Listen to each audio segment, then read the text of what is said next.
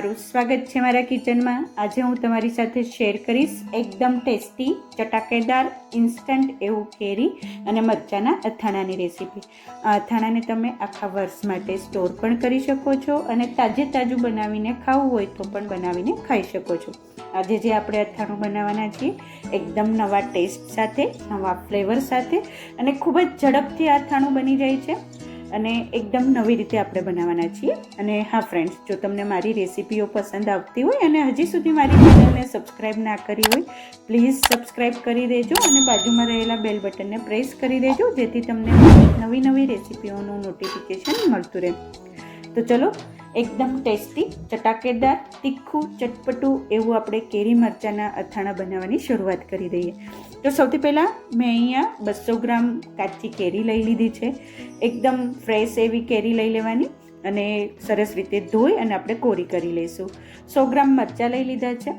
તો મેં 200 ગ્રામ કેરીની સામે એકદમ તીખા એવા 100 ગ્રામ મરચાં લીધા છે।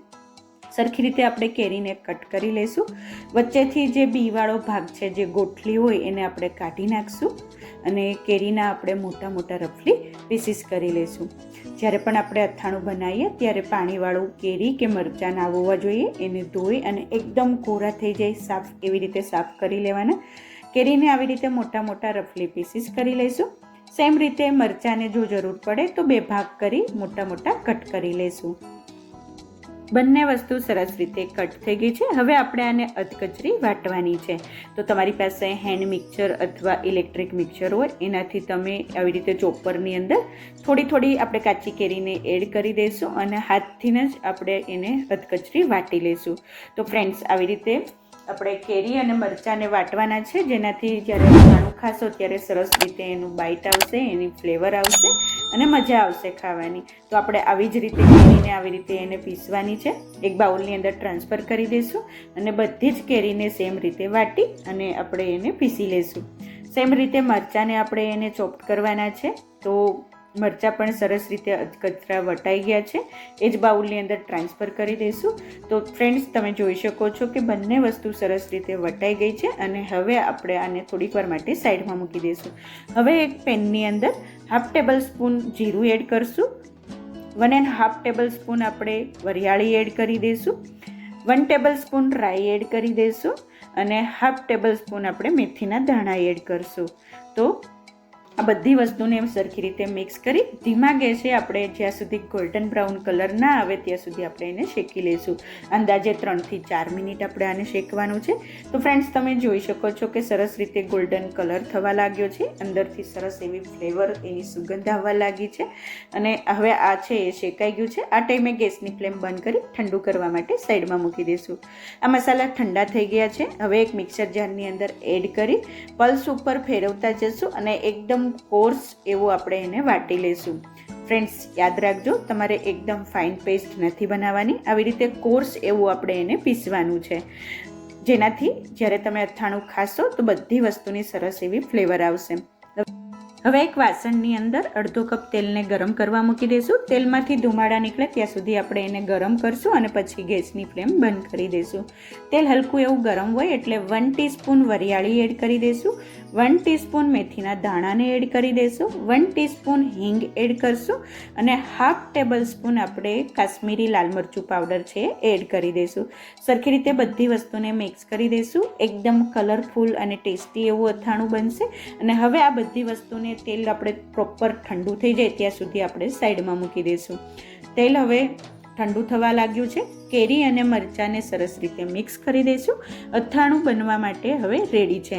તો આપણે જે મરચાં અને કેરીની પેસ્ટ બનાવી હતી એને સરખી રીતે મિક્સ કરી દઈશું। હવે એમાં 1 ટેબલ સ્પૂન આપણે મીઠું એડ કરી દઈશું, 1/2 ટેબલ સ્પૂન હળદરનો પાવડર એડ કરશું અને જે આપણે ઠંડુ કરવા મૂક્યું હતું મસાલાવાળું એ પણ એની અંદર એડ કરી દઈશું।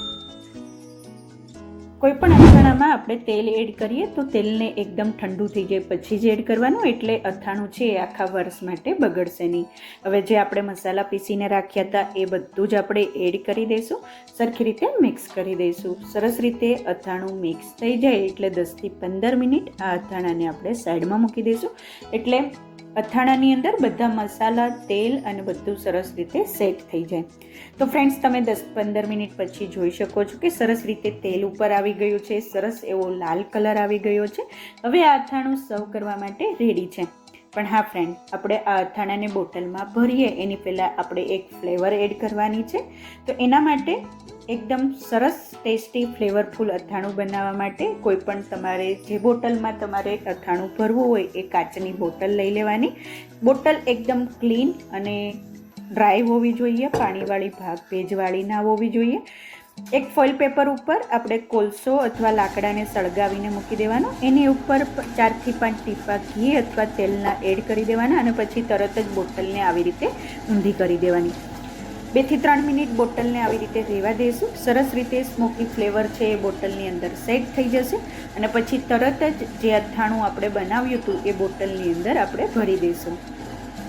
અથાણું ભરાઈ જાય એટલે તરત જ આપણે એનું ઢાંકણ બંધ કરી દઈશું એટલે સરસ એવી સ્મોકી ફ્લેવર છે એ અથાણામાં સેટ થઈ જાય. 10-15 મિનિટ બોટલને સાઈડમાં મૂકી દઈશું અને 10-15 મિનિટ પછી તમે જોઈ શકો છો કે સરસ એવું આપણું કેરી મરચાંનું અથાણું બનીને રેડી થઈ ગયું છે. તો ફ્રેન્ડ્સ, ચોક્કસથી એકવાર આ અથાણાની રેસીપી ટ્રાય કરજો. ખૂબ જ ટેસ્ટી એવું બને છે અને મને કમેન્ટમાં જણાવજો કે તમને મારી આ રેસીપી કેવી લાગી. જો ફ્રેન્ડ્સ, તમને મારી રેસીપી પસંદ આવતી હોય તો પ્લીઝ લાઇક કરજો, શેર કરજો, સબસ્ક્રાઈબ કરી બાજુમાં રહેલા બેલ બટનને પ્રેસ કરી દેજો જેથી તમને મારી નવી રેસીપીઓનું નોટિફિકેશન મળતું રહે. Thank you for watching. ફરીથી મળીએ એક નવી રેસીપી સાથે. ત્યાં સુધી બાય બાય.